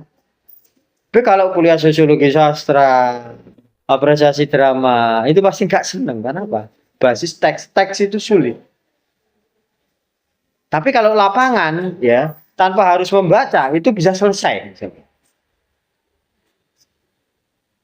KKN buat program nyari telusur-telusur di internet, kemudian tips-tips membuat ayam tidak cepat mati di musim penghujan. Jelas kalian menyampaikan atau mentransfer itu ke warga, kan KKN kan, menyelesaikan masalah warga. Itu kemudian yang sesuai dengan prodi itu kan nanti ada kelompok ya. Setelah kelompok kemudian yang sesuai dengan prodi biasanya individu atau kelompok lagi tapi kelompoknya lebih kecil. Ya. Di Indonesia ngapain ya? Nah, biasanya yang dijual kok yang paling gampang ya nambaran. Ngajar. Gak les-lesan, udah sing diambil yang paling gampang. Ya. Yang ribet-ribet itu gak mau. Ya. Ya, itu begitulah ya realita. Karena yang ribet itu kan masih membutuhkan apa? Membutuhkan teks. Karena basicnya ribet. Mau mengajari menulis ya. Leren golek materi sih menulis itu piye. Nah, mempersiapkan tapi yang ngajar kan naluri ya. Orang mengajar itu kan naluri ya. Ya. Jadi pokoknya mau nanti pasti bisa. Ngajar itu naluri ya. Seperti itu. Nah, nanti semua ini akan menjadi guru untuk anak-anak. Walaupun nggak masuk ke lembaga ya, tapi akan menjadi guru untuk anak-anaknya. Jadi kuliah selama kuliah semester 1 semester 8 itu nanti akan diajarkan ke anaknya pola pikirnya. Dulu ketika kuliah saya ketemu teman kayak gimana, itu kayak gimana, dan pengalaman dulu waktu masih kecil itu diajarkan. Tapi karena kalian sudah kuliah, pola pikirnya sudah berkembang, ya. Pola pikir saya nggak berkembang, Pak. Pasti berkembang daripada yang nggak kuliah, gitu. Ya. Nah itu nanti kalian akan ajarkan ke anak-anaknya. Jadi naluri ya, ngajar itu naluri ya. Kayak teman kalian nggak bisa dan kamu bisa, kamu pasti ngajari. Itu naluri ya, mengajar itu naluri ya. Ya. Jadi kuliah itu apa? Kuliah itu kalian hanya untuk mendapatkan kunci. Kunci menuju ilmu. Kalau sudah dapat kuncinya mau diambil atau enggak itu kan terserah yang megang kunci deh. Ya, selebihnya ya ada di tangan kalian. Ya. Seperti itu. Untuk kondisi sosial pembaca tentu mempengaruhi interpretasi. Itu maksudnya bagaimana di dalam kacamata ini? Di dalam kacamata ini, pembaca yang pertama itu pasti akan menjadi pembaca apresiator. Tapi misalnya ini dulu ingat ya, kalau masih ingat dulu saya pernah minta untuk mencari genre puisi, prosa dan juga drama. Dulu semester 1 ingat nggak? Lupa Pak. Karena apa? Karena agar tahu bedanya buku puisi itu yang mana, buku cerpen itu yang mana, buku drama yang mana. Tuh. Misalnya saat itu kalian juga membaca, ya, berarti itu perkenalan mungkin kalau nggak pertama ya untuk yang kesekian gitu ya. Kalau dulu ada di buku apa namanya? Buku paket, kan ada cuplikan cerpen-cerpen gitu ya. Itu mungkin perkenalan yang kesekian. Nah, misalnya sekarang ini kan mau menulis artikel penelitian basic sosiologi sastra. Nah, itu sudah berbeda bacanya dengan membaca semester 1 dulu. Dulu sekadar apresiator agar saya tahu apa yang namanya puisi, agar saya tahu apa yang namanya cerpen, agar saya tahu yang namanya novel, agar saya tahu yang namanya drama. Ya, sebatas itu. Nah, tapi hari ini atau beberapa waktu yang lalu, kalian membaca untuk menerapkan sebuah teori, levelnya naik.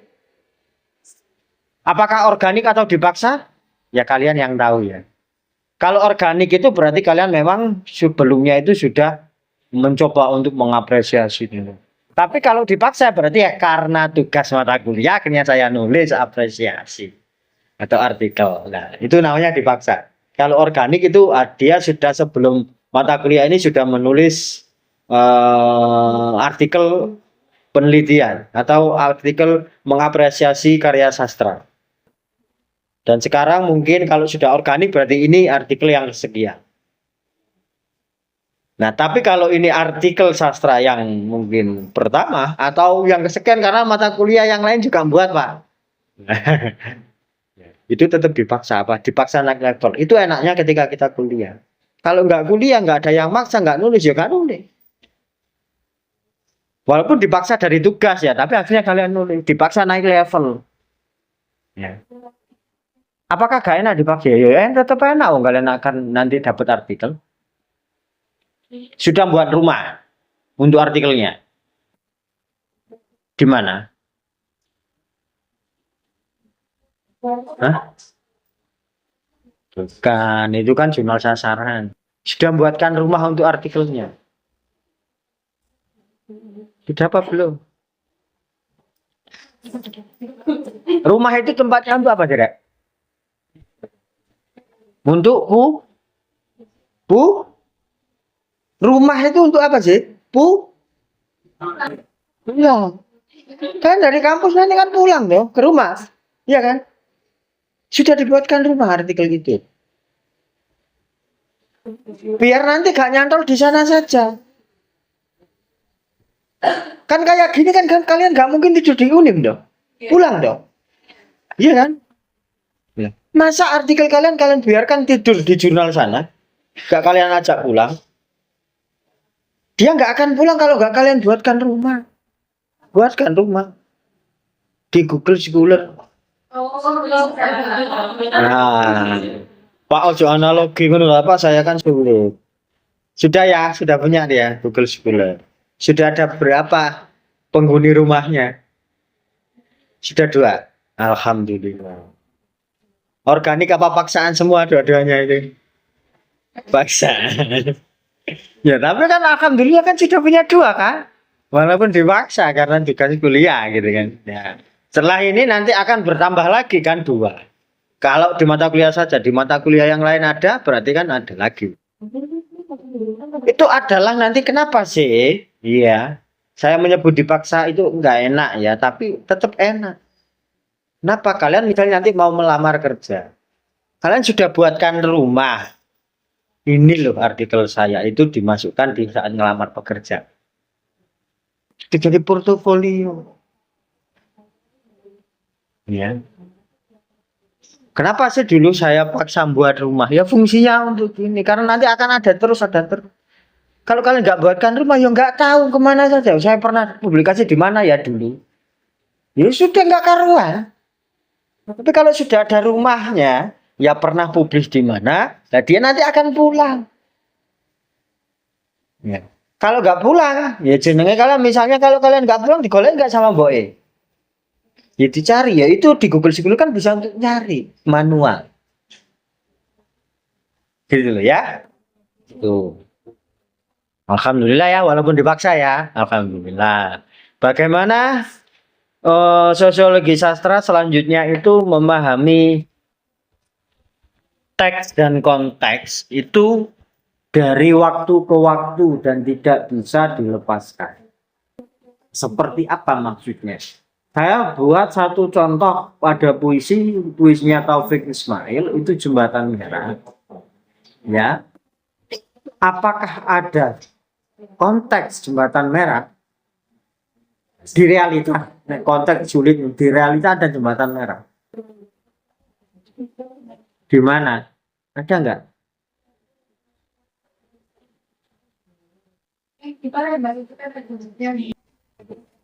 Jembatan Merah.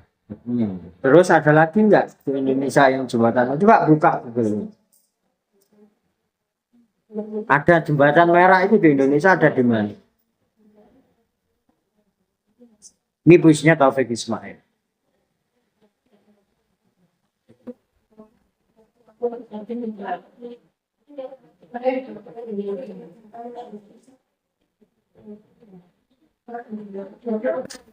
Surabaya.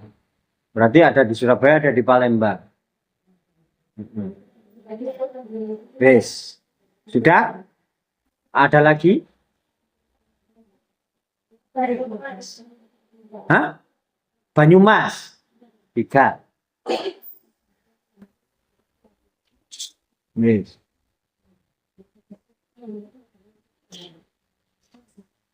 Ada lagi?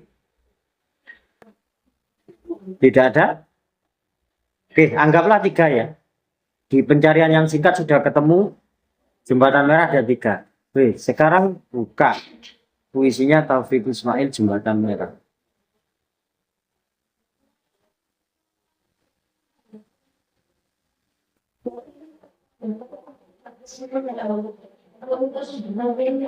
Sudah ketemu? Sudah. Wes. Bacaan sekilas. Jembatan Merahnya Taufik Ismail itu di Surabaya, di Palembang atau di Banyumas?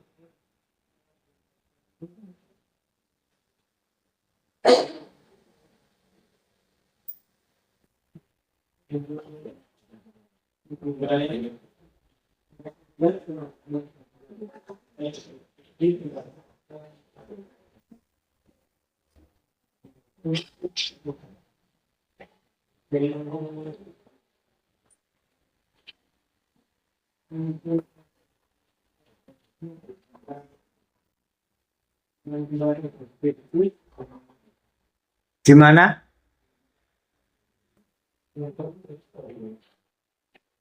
Jembatan Merah yang dimaksudkan di dalam puisi Taufik Ismail itu Palembang, Banyumas atau Surabaya? Hah?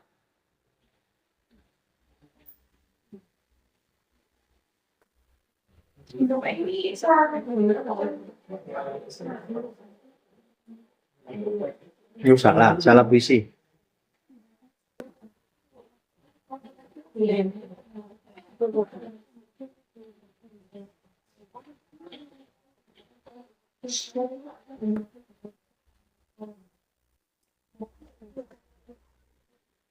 Gak ketemu. Maksudnya nggak ada itu nggak ada apa?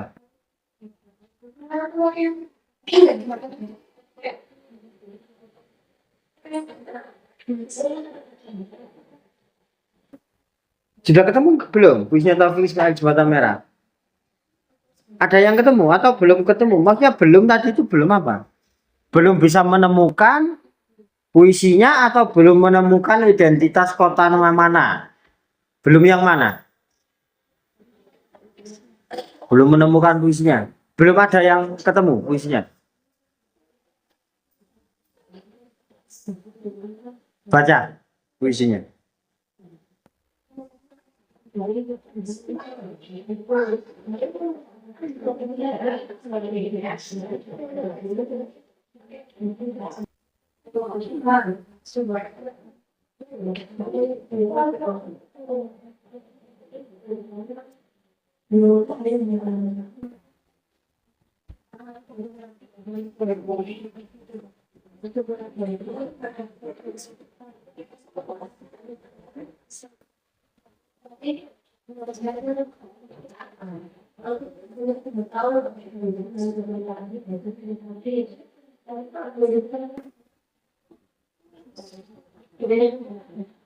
Sudah?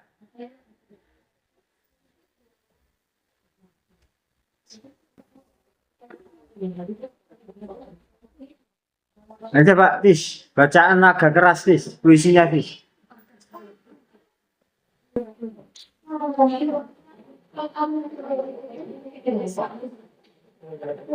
Ternyata itu.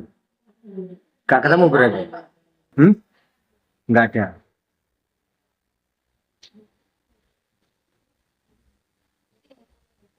Oke. Yang mungkin tidak ada di internet ya. Mungkin tidak ada di internet. Oke. Jadi gini. Jadi tadi langsung yang mau tak jelaskan itu tadi kalian nanti tak minta praktek. Biar gampang memahami. Ya. Jadi itu tipe pembaca yang pertama membaca aktual. Jadi pembaca abad kolonial berarti zaman-zaman penjajahan dulu itu ada pembaca abad kolonial. Kemudian ada definisi lagi pasca reformasi. Dan muncul lagi karena dari kolonial sampai pasca reformasi baru ada perubahan identitas pembaca setelah pasca reformasi. Setelah itu lama nggak ada perubahan membaca dan sekarang baru ada pembaca digital generasi Z. Dia memunculkan trik baru dalam membaca generasi Z. Kalian termasuk yang mana? Milenial apa Z? Z. Generasi Z itu ketika sudah kalian balita itu sudah pegang HP apa belum? Balita belum. Kalian mulai pegang HP umur berapa? SMP.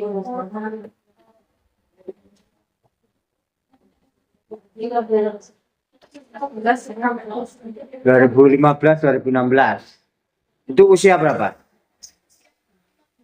Usia 5 tahun berapa? Usia berapa? Pegang HP. SMP. SMP itu karena baru diizinkan pegang HP atau sebelumnya sudah ada HP? Atau baru diizinkan itu pegang SMP? Baru diizinkan, tapi curi-curi maksudnya pinjem orang tuanya dari SD. Ya, berarti kan dari balita. Itu berarti generasi Z. Karena besar di era digital. Maksudnya sejak SD itu sudah tahu yang namanya itu digital. Itu disebut generasi Z. Ya. Sekarang kan sudah muncul generasi baru lagi. Dari awal lagi generasi alpha. Sekarang kan generasi alpha muncul lagi.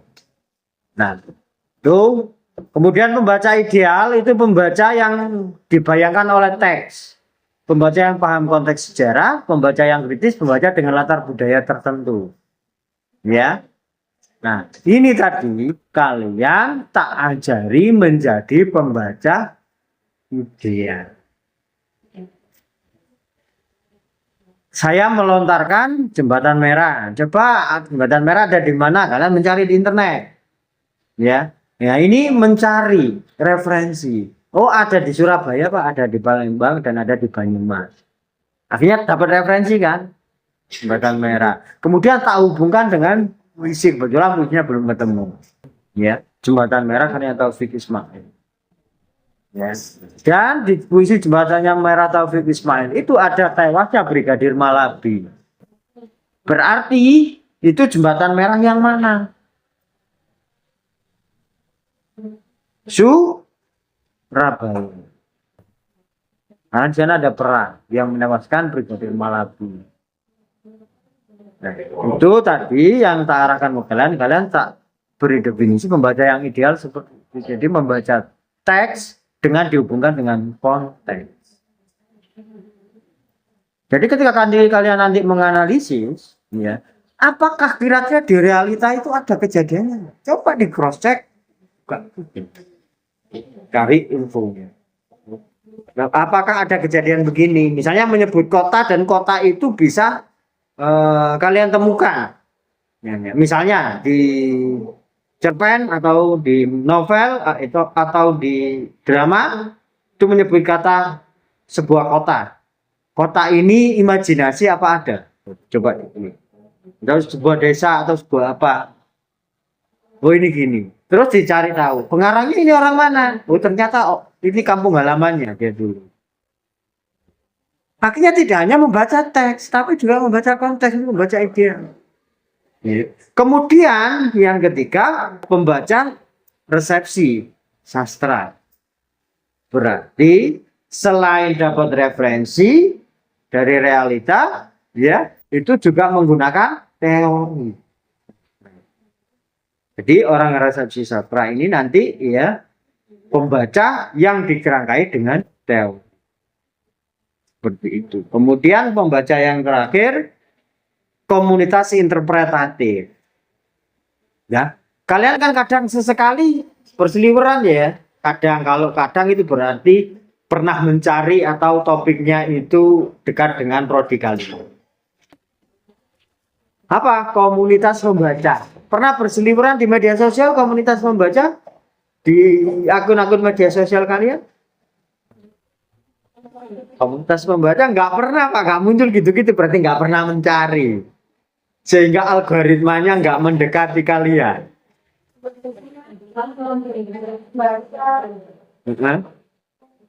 Pembaca komik itu ya namanya komunitas interpretatif. Kayak saya itu punya yang namanya komunitas Arek Japan. Komunitas Arek Japan itu komunitas menulis ya, ini komunitas interpretatif. Kemudian alumni UNIM ada yang membuat komunitas lapak baca nyala. Nah ini juga pembaca komunitas interpretatif. Jadi itu tipe fokus dan pendekatan untuk pembaca. Untuk landasan teoretisnya ada tokoh siapa sih? Yang pertama ada Joyce. Ya, estetika resepsi. Joyce ini merumuskan teori yang namanya estetika resepsi. Seperti itu. Nanti PPT tak masukkan di learning ya, kalian bisa dulu. Sekarang didengarkan saja. Kemudian ada Wolfgang. Wolfgang ini ruang kosong dalam teks teorinya. Ini untuk membaca bagaimana apakah ada kekosongan di dalam teks itu. Ya. Apakah semua terhubung dengan realita? Apakah ada kekosongan di dalam teks? Berarti kekosongan dalam teks itu benar-benar ini loh imajinasinya pengarang. Ini dibahas di sini. Estetika resepsi berarti membahas soal estetikanya, keindahan di dalam karya itu. Ya, kemudian Stanley interpretative communities. Jadi ini bagaimana sebuah komunitas seperti yang saya sebut tadi, komunitas interpretatif ya, itu memaknai sebuah pengaruhnya itu kayak jadi kalian nanti di sini kalau Stanley ini digunakan teorinya kalau mengkaji komunitas. Jadi yang bisa dipakai mungkin ya ini ketiganya mungkin sih ya. Bergantung nanti fokusnya mau kemana. Nah ini bisa dijadikan nanti fokus skripsi sehingga kalian itu bisa lebih luas. Saya menggunakan teorinya Stanley aja lah. Saya ingin skripsi saya mewawancarai komunitas. Nanti basic untuk lapangan itu gampang. Tetapi banyak. Karena kan nanti pasti wawancara tuh. Wawancara. Kalau nggak wawancara berarti pakai observasi. Basic ngerjakannya gampang kalau.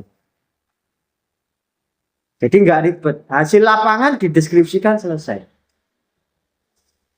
Tapi kalau teks, ya, berarti harus mencari penelitian-penelitian terdahulu yang relevan, ya, walaupun sama-sama ada.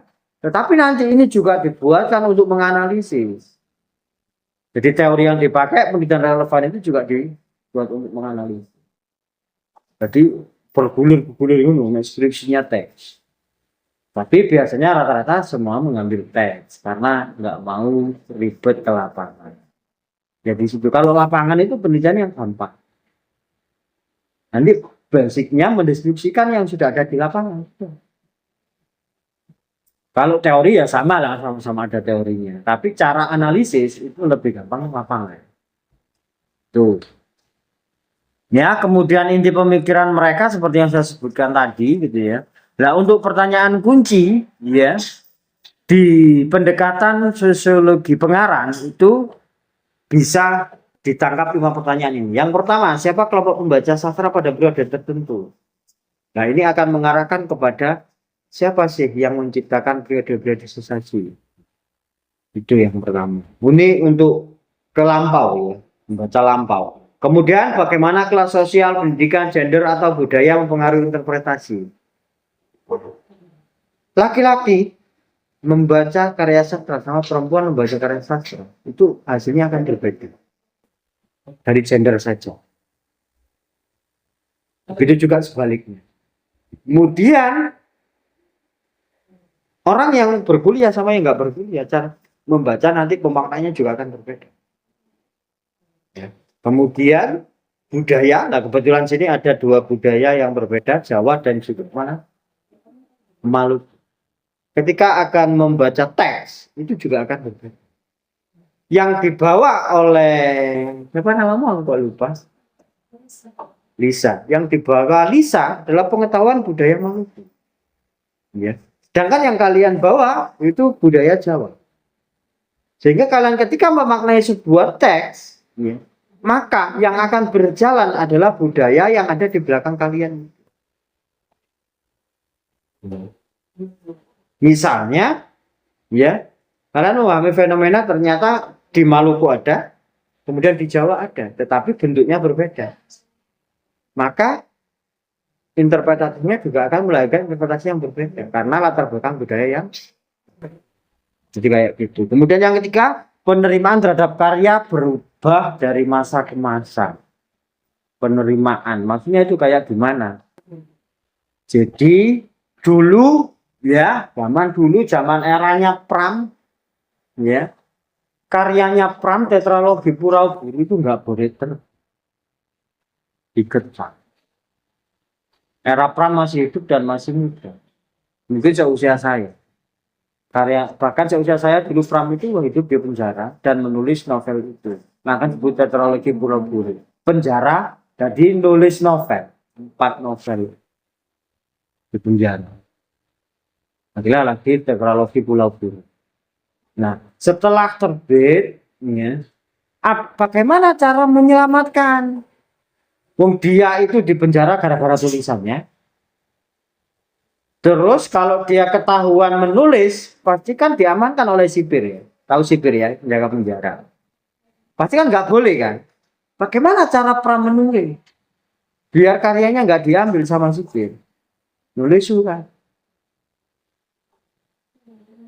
Dikirim surat. Surat nggak apa-apa nulis surat. Tapi yang ditulis itu adalah novel. Setelah keluar dari penjara, surat itu dikumpul. Ingatan saya lupa detailnya, cuman itu kalau tidak salah ada 2 ingatan ya. Tidak tahu ini yang mengirim itu ke Kartini atau dia kirimkan ke halaman kosong. Saya lupa. Ya. Pokoknya yang setelah itu dia keluar penjara itu diambil surat kopi dan diketik ulang menjadi sebuah novel. Setelah jadi novel nggak boleh terbit. Boleh. Masih nggak boleh karena apa? Dianggap mengancam pemerintah. Setelah koloni hilang, Indonesia merdeka, ya. Novelnya Pram dianggap tidak mendukung manusia. Ini belum boleh diterbitkan, nggak pro pemerintah. Akhirnya yang menerbitkan adalah komunitas-komunitas kiri, komunis. Nah, komunis itu mau menerbitkan karya-karyanya Pram dan Pram dianggap sebagai orang komunis. Padahal Pram nggak suka yang namanya organisasi. Nah, pada titik itu akhirnya kan dari proses pembacaan itu kan sudah berubah. Ya, orang-orang yang membaca karyanya Pram itu harus sembunyi. Kemudian setelah itu, ya nggak ada yang baca di Indonesia. Era Orde Baru, ya mulai ada yang baca karena diapresiasi di kampus-kampus. Tetapi bukunya masih sulit dicari. Lain halnya di luar negeri. Tetralogi Pura Baru itu dijadikan bacaan wajib di SMP di beberapa negara. Di Indonesia masih sulit mencari. Baru sekarang sudah banyak buku itu di toko buku, sekarang sudah masif gitu ya. Itulah yang membuat Pram dulu mau mendapat hadiah Nobel Sastra dunia. Di Indonesia apakah ada penghargaan Nobel sastra? Ada Ubud Writer berarti di Bali, kemudian KLA di Yogyakarta, Kebetulan Literary Award. Nah, kalau KLA itu 75 juta menang. Kalau Nobel berapa yang penghargaan dulu? Kalau Indonesia saja 75 juta. Kalau dunia berapa kira-kira? 100.000. Ernest Hemingway kala itu, ya, itu dapat Nobel langsung beli pulang. Ya. Beli pulau sama untuk menulis. Ernest Hemingway. Jadi bayangkan ya. Tapi di Indonesia kenapa kok sulit hidup dari kesastraan ya? Karena masyarakatnya atau kebijakannya semuanya nggak mendukung. Tapi di luar negeri, penulis itu dia dihargai sebagai sebuah pekerjaan yang sama dengan pekerjaan-pekerjaan yang lain. Rumah mewah, mobil mewah, penulis di barat gitu. Tapi di Indonesia apakah ada begitu? Ada juga. Tapi tidak banyak. Saudara Ditya Dika, kemudian ada Anwar Fuadi, ada Tireli, ada Dewi Lestari. Yang masih dikatakan mewah. Karena yang lainnya mungkin yang menengah. Begitu. Kemudian contoh aplikasi ini saya buat contoh novel Siti Nurbaya, pembacanya 1920-an. Maka yang dilihat adalah sebagai bentuk kritik atas kebebasan individu. Itu. Kemudian untuk pembaca modern berarti pembaca yang sudah saat ini fokus pada isu patriarki, isu gender, ya. Kemudian kebebasan perempuan. Jadi berkembang. Masa itu orang baca Siti Nurbaya itu sebagai kebebasan. Kebebasan Siti Nurbaya. Makanya kan kalau sekarang itu munculnya kayak zaman Siti Nurbaya aja dijodoh-jodohkan. Kan gitu ya, di media sosial atau di televisi itu kadang muncul itu. Itu ngutip dari novel. Hingga langsung kemudian jadi lisan. Kemudian pembaca akademik melihat konflik sosial antara modernitas dan tradisi. Ya, modernitas dan tradisi jadi digabungkan. Era modern itu seperti apa dulu zaman ketika novel ini ditulis seperti apa, jadi digabungkan. Nah itu kalau membaca akademik dan kalian termasuk membaca akademik. Ya, berarti nanti harus bisa begitu garapnya, ya, menyatukan antara tradisi dan modern. Jadi dilihat zaman dulu itu kayak gimana, zaman sekarang itu kayak gimana. Enggak apa, perspektif kajiannya lu enggak hanya pada teks. Kemudian, nah ini saya beri contoh lagi, Bumi Manusia. Dulu zaman dia Orde Baru, karena baru muncul kan tadi dilarang terus ya, nggak boleh terbit. Zaman Orde Baru muncul, banyak orang tidak bisa membaca karena dilarang. Itu satu. Seperti yang saya sebutkan tadi. Kemudian reformasi, ya simbol perlawanan dan kritik sejarah. Pram ya dianggap orang-orang yang nanti jiwa-jiwanya itu reformis ya atau pejuang atau itu membaca karya-karyanya Pram itu menjadi sesuatu yang wajib. Sama kalau musik ya, mahasiswa dulu ya harus tahu yang namanya lagu Iwan Fals. Wajib. Karena apa? Mahasiswa itu dari dulu adalah agent of change dan perubahan, ya. Lagu-lagu Iwan Fals jadi konsumsi wajib. Gak sah menjadi mahasiswa kalau nggak tahu lagunya Iwan Fals. Begitu kayak gitu. Kenapa? Lagu-lagu Iwan Fals kan juga diboikot juga, penuh dengan intrik dan perlawanan terhadap politik. Pram juga gitu. Ya. Yang baru-baru ini kemarin gitu ya, ada juga pameran ini yang terbaru ya, modern, ada arah modern. Pameran seni rupa digagalkan karena gitu juga. Ya. Kalau era saat ini membaca itu sebagai apa? Sebagai adaptasi film. Zaman kekinian. Tahunya malah bukan dari novelnya, malah dari filmnya. Nah ini generasi kekinian. Generasi Z. Malah tahu nggak tahu novel itu. Ini loh, oh ada novelnya. Baru tahu kalau ada novelnya dari film. Ya, sehingga nanti oh ini toko Mingke dan Annelies. Ini sudah ada yang nonton Bumi Manusia? Belum. Nggak ada yang nggak suka nonton film berarti ya? Nggak suka ke bioskop, nggak suka nonton Netflix? Suka. Drakor tapi. Film horor. Nah, itu sesekali nanti dilihat lah yang ada kaitannya dengan prodinya. Ketika saya nanti di Netflix, kalau berlangganan Netflix, film adaptasi novel. Nah itu nanti biar bersinggungan lah. Ya. Biar tahu.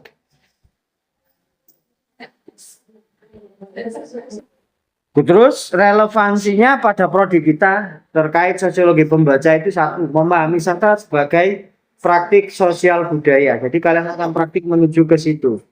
Keragaman interpretasi. Ya. Yang ketiga mengembangkan kemampuan analisis resepsi. Kemudian yang keempat ya, cara membaca dipengaruhi lingkungan sosial, itu dampaknya.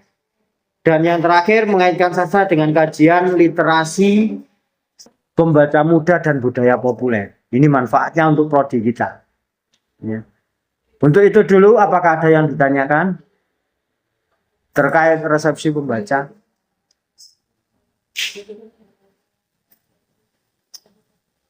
Belum ada?